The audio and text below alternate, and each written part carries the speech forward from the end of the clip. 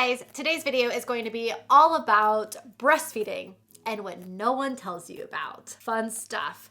Oh my goodness. Okay, so anyways, if you're brand new to my channel, hello, my name is Madison. Feel free to hit the subscribe button. I do a lot of mommy videos over here and then also vlogs.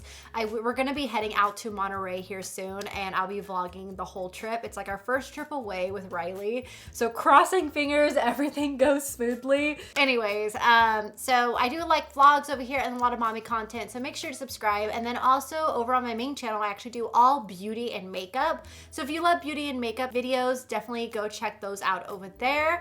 But yeah, anyways, let's just go ahead and get into this video because I don't want it to be too long and I have so much to share with you and I don't mean to scare you, but yeah. So first off, a little background information. I have a 9-month-old daughter and we actually stopped breastfeeding at 3 months for various reasons, which I will explain further in this video. But I just did not know the challenges of breastfeeding, you guys, and how exhausting it really is. I don't mean to scare you, but I also want to say that some people have easier experiences with breastfeeding and then some people have more difficult. So it just changes with whatever your circumstances are. We had a very difficult experience, so I'm gonna be sharing that with you guys. But there's like a number of things in here that no one told me about. Like, why did no one tell me these things? Like, why did no one tell me that breastfeeding is exhausting, tiring, and hard? Like, it's not easy. All right, so the first thing that no one told me about is how much a baby eats. Do you know how often they nurse? Because in my head, I was like, oh, they'll be nursing every few hours or whatnot, but it didn't really dawn on me of how frequently that really is and how you can't get a full night's sleep. You literally just sleep in increments. And it's so tiring, so tiring. And also what's even more tiring is that you can't have your significant other or your partner really help you with breastfeeding because, it's all you. They can't really do a whole lot. I mean, they might be able to wake up with you and change the diaper for you and then talk with you maybe while you're nursing, but I'm not gonna lie, half the time they sleep. So get ready for that. Also, cluster feeding. No one told me about cluster feeding. Cluster feeding is exhausting, so exhausting. It's when they want to nurse for every 20 to 30 minutes, you guys, and no longer every 2 to 3 hours. Like when her cluster feeds hit, it was so tiring because she wanted to nurse every 30 minutes. And I was like, oh my gosh, don't you have enough milk now? So when they are cluster feeding, it usually means when they're going through a growth spurt and they have quite a bit of them in those first few months. So get ready for that and also get ready for your nipples to hurt. All right, so next up is actually a reason why we had a difficulty with nursing. And I was actually prepared for this in a sense that I had a feeling she was going to be because I was, but that is a tongue tie. So babies can have a tongue tie or a lip tie or both. I had a friend that had both with her daughter. Riley was actually tongue tied. I was tongue tied. Mine didn't get caught until I was 3 and had to get tubes in my ears, and they went in and they saw oh wait, she's got a tongue tie. This is probably what's keeping her from being able to pronunciate clearly. So they had to snip that while I was down at 3 getting the tubes in my ears. So if you had a tongue tie, there is a good high possible chance that your child will have a tongue tie as well. So when I went in there, I told them, I was like, okay, when I have her, I want you to check for a tongue tie. So I had 4 different nurses. I had the pediatrician that was on call there check her for a tongue tie. Everyone told me she had one and she wasn't able to latch because one, I also had flat nipples, and if you have flat nipples, they'll eventually come out over time, if you pump and whatnot, but she just could not latch at all, especially with that tongue tie too. So I used a nipple shield, which I had no idea what that was either. No one told me about a nipple shield, but let me tell you, they do really save your nipples from cracking and bleeding because that's what will happen if they have a bad latch, which I will get into next. Another kind of bad thing about them is that they can also prevent proper stimulation coming to the breast of telling your body, okay, you need to produce more milk. So it can get in the way of that. Also, if you don't properly put it on, it can cause air in there and it can cause a lot more gas problems with the baby as well. So you always have to make sure you're putting it on properly. It's a nightmare to put on too, especially if you're out and about and you have to nurse with a nursing cover. You know how hard it is with you're trying to you have a nursing cover on and you're trying to get it on there and you're like, oh my God, I can't get this nipple thing properly on there, and then you're fiddling with your nipple in public, and that's just embarrassing. And then putting the baby on it and getting her to latch properly to it. I got to the point where I was just like, I'm done. I don't want to go out and about. I just want to stay home in the privacy of my own home where I could just be like, there, whip it out. I'm just a little bit, I know there's many moms out there that just whip it out. I'm just a little bit more like self-conscious with all that. I like to just stay covered. So, all power to the moms that do it. That was like the down points of a nipple shield, but the positives of them is that they definitely do help protect the nipples, because when I was finally able to take it off around 2 months, that is when she got a bad latch. And bad latches, you guys, when breastfeeding is really painful, that means they have a bad latch. So what you want to do is you actually want to pancake the nipple and then kind of put it all in their mouth, and that's how they're gonna get a proper latch, is when they fully cover it and it's not going to hurt.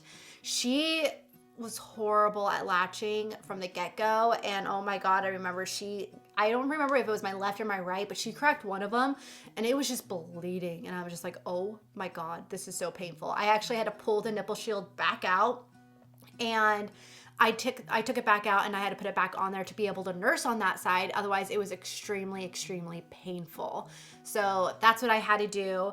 Also, if you end up having to use a nipple shield, what I really love to clean them, like say if I couldn't get up and clean them right away, I would do the pacifier wipes from Munchkin. I would wipe it down clean, so that way I make sure to clean it up before I can go and do a thorough wash, because you can't always just get up and wash every single time, especially if you're busy. So I always kept those wipes with me, and that helped keep it cleaner on a regular basis. But yeah, so bad latches, they're no fun. So just make sure that they have a good latch. Another really good thing is to go to a lactation consultant. There are also tons of breastfeeding classes that are offered at hospitals too, so I highly recommend those, especially if you're planning on getting like an epidural and you're gonna get delivered in a hospital. Honestly, like the breastfeeding class is like the #1 that I would recommend going to if you're like short for time. I actually didn't do any of them. I really kind of regret not doing the breastfeeding one. I wish I would have done that. My sister is doing all of them now, like every single one, which is crazy, but she's enjoying it. But she said that also she's learned a lot online. So I definitely recommend reading a lot of articles, watching a lot of videos. That's what she's done. And she said it's been really helpful. And then also with her watching my experience with it too, she comes to me for a lot of questions as well. So, yeah, I definitely recommend doing a course on it if you want to learn a little bit more. You know how you're at the end of your pregnancy and you're like, I'm ready to get this baby out. I want this baby out. I want my body back. I want my body to be mine again. You kind of feel like that at the end, trust me. I have to say, enjoy those last couple of weeks, because everything changes for the rest of your life after that. So I know, like, I talk to so many moms, and each one of them are like, I'm just so ready to like hold them and like have them out and have everything back. And I just tell them, hold up, because I was the same. I say, hold up, just relax. I go, take as many naps as you can right now, relax and do everything that you want to do right now, because when that baby comes, it will get a lot harder. You can't just pick up and leave whenever you want anymore. You have to kind of organize life in a way. Also, I say, I hate to break it to you, but if you plan on breastfeeding, your body is still not going to feel like yours. You feel like a cow and that you're just producing milk. So I honestly didn't really feel like I got my body back until months after I stopped breastfeeding. I would say I really started feeling like myself again, probably around 5-6 months, and we stopped breastfeeding at 3.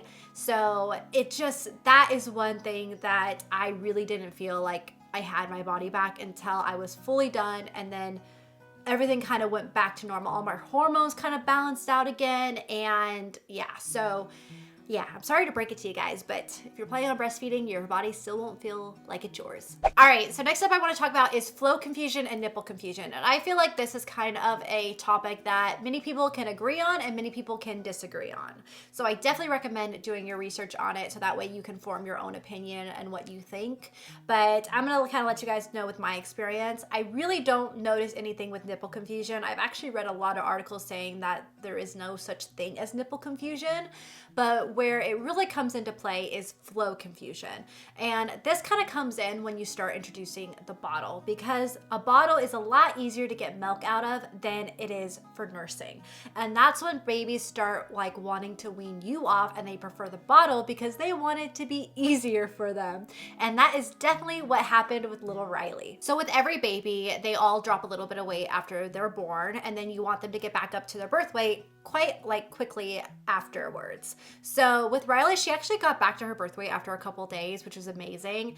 But then when we went back in for our next appointment, because you go in for a lot of appointments right after you have them, because they want to make sure that they're gaining enough and all that stuff. So they realized that she really wasn't gaining as much as she should be gaining in that period of time. So they started having me pump and give her 2 full bottles a day.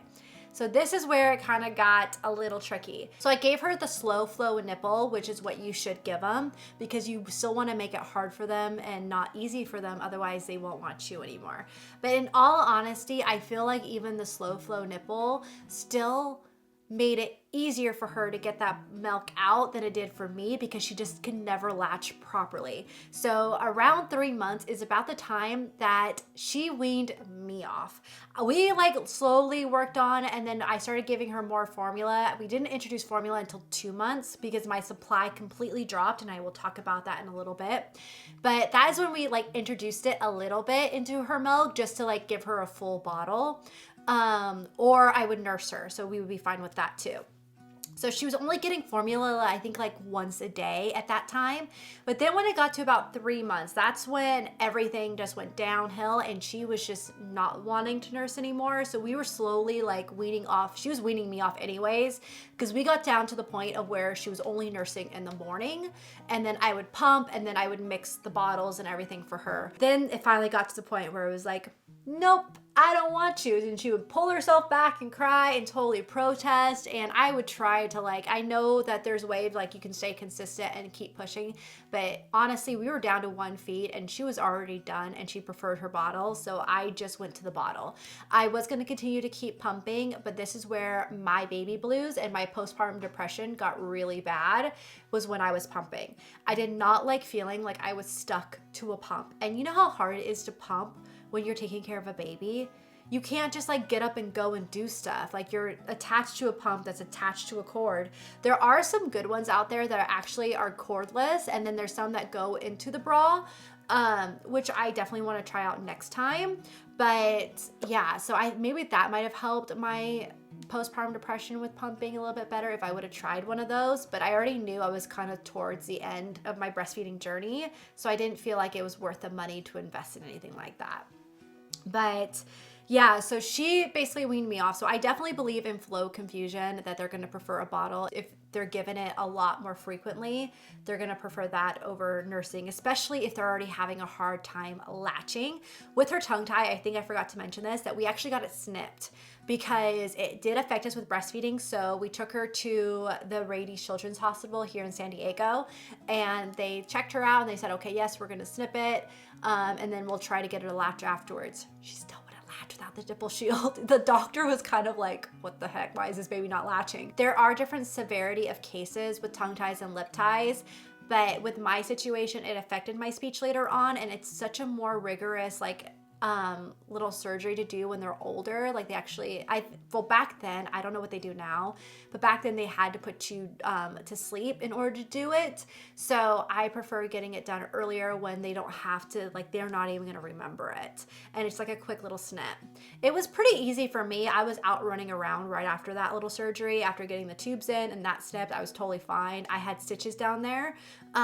They don't have to do that when they're a baby. So it's just a lot easier when they're a baby. And then that way it doesn't affect their speech when they start talking. But it comes down to what your doctor recommends. But I have my preference on it. That was our whole thing with flow confusion. And I like kind of knew about it, but I didn't know all that much about it as much as what I know now after going through it. So like honestly, like breastfeeding is all supply and demand. Like I know people say that, but you don't really realize it, how true it is. If they are demanding the milk, you're going to supply it.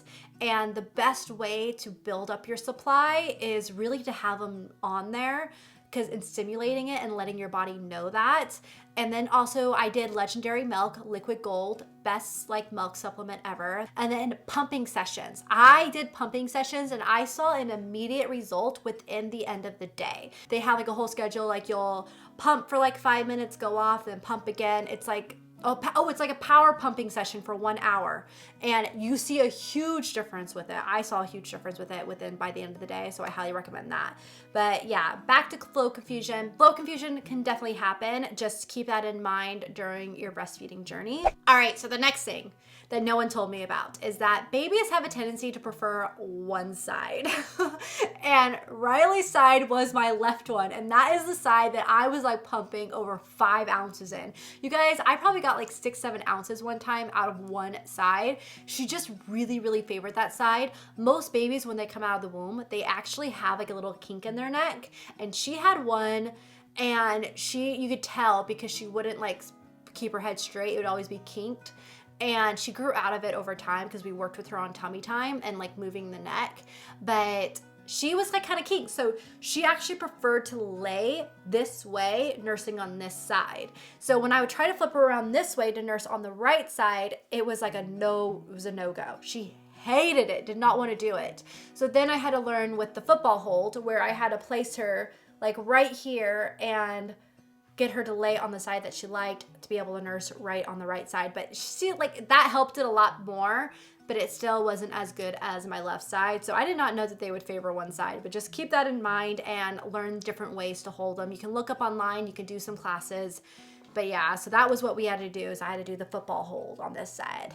Okay, so another thing I want to talk to you guys about, which I'm sure that some of you guys know this. I knew this beforehand because I do have a degree in child and adolescent development. So I had to take a lot of child development courses, a lot of prenatal development courses in my degree. And I did learn that breastfeeding is not a form of birth control. So a lot of people think that since breastfeeding doesn't give them a period, like when you're breastfeeding, you don't get a period. That's not for everyone. So they think that, oh, I can't get pregnant. You can still get pregnant. I know a few people that actually got pregnant during that time. So it is not a form of birth control. Make sure that if you do not want to have another baby afterwards, you're using some form of contraceptive. But yeah, so some women will not have a period the entire duration of breastfeeding, and then some might have a period a couple months later. I was the one that I had a really weird experience. I got my period at 2 months. And I was like, oh my God, how am I having a period if I'm like fully breastfeeding right now? You know, like what is going on? I wasn't even supplementing yet. And I found that out and I was just like, okay, well, my supply completely tanked. Like I couldn't realize, I was shocked with like, I was trying to pump and I was pumping out like 1 ounce. And like I told you guys, I was getting like over 5 ounces on one side. I was getting 1 ounce on this side. And I was like, what is going on? So I went and met with a lactation consultant and she told me that when you start your period, it tends to make your supply drop for like about a day. And then also it can make your milk taste differently to where the baby probably won't like it. So sometimes babies are really picky with that. So just as a heads up, you start your period, your supply will tank, but just try to power through it. That is when I actually had to supplement because I wasn't even pumping enough for her. And then she was in such a bad latcher that it was just a no-go. So I had to supplement a little bit into her milk. And then that's when I started getting into pumping a little bit more frequently. But yeah, I had no idea about that. I was like, what? Came back at 2 months, it dropped my supply, did a lactation consultant or met with her. That's how I found that out. And then it came back at 3 months, but it came back for like a day and then it went away. And I was like, whoa, okay, this is weird. I've never had this happen. Because I was always like perfectly like 28-day cycle. And I was never late, you guys. I would start in the morning time every single time. So my period's always been super, super regulated. And so it was really weird. And then it didn't come back until like 5 months, which was weird because I stopped breastfeeding shortly after 3 months. Your everything is off afterwards. I feel like it finally came back on track probably like 2 months ago when she was like 7 months. That's when my whole body and hormones and everything and my period started regulating again. That's when everything kind of got back in order and balanced out. But yeah, Just as a heads up there. All right, so another thing I want to tell you guys is something that no one really told me until it came time. Like I think my mom was the one that told me to do this, was burping in between sides or even changing a diaper in between sides. So when you're nursing them at night, they tend to like to fall asleep, or even when you're nursing them. Riley is a sleeper. She loves to sleep. She's always been an amazing sleeper, like thank God, but she would always fall asleep nursing. And I would try everything. I would change her diaper. I would like strip her down to where she's just in her diaper. I would set her down on the ground to try to wake her up. Like I did every little tip and trick that my family members told me, and I still could not get her up. So one thing that I didn't learn until later on is actually you should burp them on before you put them on the other side, because babies are really, really gassy. One like little savior for you is going to be the Mommy's Bliss gripe water. You will know what I mean when you have, I want to say they really came into effect probably about a month old to 4 months old is when it cleared up. But that is when the gassiness really gets bad in them. So you should also be making sure that you're doing a vitamin D probiotic drop when you are nursing them, because they are not getting those like the vitamin D or the probiotics that they would get from formula in their breast milk. So make sure you have those drops, you put it right on the nipple, or you can put it on a passy and give it to them that way once a day. When it came to nursing her on that side, it's good to burp them afterwards to help get that gas out, because they're going to be so gassy. So that it will really help reduce it. And then also little bicycle kicks really help too, to help move the gas, or even the Frida Baby Windy. I never used it because I was a little scared, but I've heard great things about that. And then you want to burp them and then put them on the other side. Another thing to do is change your diaper in between sides as well to help wake them back up, if that will work. Riley was just really hard. She just did not want to wake up. I had a fun time with that one. I hope my next one's a different experience. I'm crossing my fingers, especially with the knowledge that I have now and the experience. I'm hoping that it will be different and it will be easier. But yeah, so make sure to burp them in between sides. All right, so the last thing I want to cover is that no one tells you about is how big your boobs get right when you're nursing, and then how small they get afterwards. Oh my goodness, my boobs have been through the ringer, and I need a boob job now because they're just sad. They're like deflated balloons. It's so sad. I'm like, what happened to my perky boobs? They're gone. They're gone. Your boobs get ginormous. Like they get huge throughout pregnancy. Just wait until you're nursing and you're getting all that milk in them. They're even huger and fuller and ginormous. Like mine was legit bigger than Riley's head. Yeah. Ginormous. So they get really big. So definitely get like the nursing bras or the pumping bras that have the extenders on them. So that way you don't have to go and buy new bras. And then I really like the Bam Boobies ones. There's also really good ones on Amazon too that I'll find some and I'll link them down below for you guys. But yeah, they get huge. And then when you're done breastfeeding, like honestly, everyone keeps telling me, oh, they go back to normal afterwards. I'm like, when? It's been what? How many months? Like almost 7 months since after I've been breastfeeding, and they're still not back to normal. They still are like saggy, deflated balloons. Like when are these supposed to go back to normal? I don't know. So yeah, they literally are they're just different. They're so different. And shirts and swimsuits, like a lot of my old swimsuits, I still can't wear because my boobs just look so sad in them. And no one told me about that. I didn't think that was gonna happen. So definitely planning on doing some type of lift or whatnot after my second, because yeah, they ruined them. Breastfeeding ruined them. And then also, but you know what? The one positive note to end this on is that they say breastfeeding actually limits your chances of getting breast cancer, which is a positive. You guys can read a lot of articles on that, but I will leave that on a positive note to breastfeeding, besides your boobs getting completely destroyed. That is everything that I have on my list to talk about breastfeeding that no one told me about. So I hope you guys found this video helpful. I hope I didn't scare any of you. I hope you guys all have a lot easier of a journey of breastfeeding than I did. Again, you guys, I don't want to scare you guys because there are some situations where they're a lot easier. Like I have friends that they're like, oh, it was a piece of cake for me. I'm like, oh, you're lucky. So it does happen. So you don't know what type of situation you're going to be handled, but these are some things to help you prepare for what might come and what I've learned from them. So I hope you guys found this video helpful. If you did, please give it a thumbs up. Leave any recommendations of videos that you guys want to see down below, such as like any type of anything that you want me to cover. I'm more than happy to cover it for you guys. I'm like an open book here. Let me know, and I will see you guys in my next one.